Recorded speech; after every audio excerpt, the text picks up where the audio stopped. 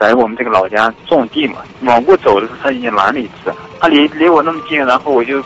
估计跟前肯定有东西，然后我就跟他让开了，然后往回翻的时候，直接他还是那样，他就像是不怕人一样。他拦我的时候我才停住，我看一看，哎，大概有3颗鸟蛋，他很不明显，然后根本就看不到。如果他要是不拦我车的话，肯定我直接就把他那个窝给他弄坏了啊。小感动啊，我说对，一般的鸟你要是看见这么大的车或者人过来，它都飞走了。我也不知道那叫什么鸟，它自己的身体也不大，对，5、6岁那小孩卧锤就那么大一个，它是一般就在水里边和那个陆地上跑的。我一开始以为它也是那个孵蛋的，后来我看它是太阳在哪边，它就在哪边站的，就是站那不动，给那3颗鸟蛋遮阴凉了，跟这儿啥都没有。那天的天大概30几度啊，看见它那个嘴一直不合，这个肯定是热的。然后拿手刨了一个小坑，然后把那矿泉水给放那儿了。我弄完以后人家还喝的，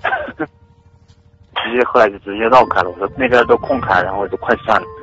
等到它啥都不出来我再弄。等我那个下完雨又过了两天去看的时候，它已经出窝了，已经那天说不定在哪个水边就碰着了。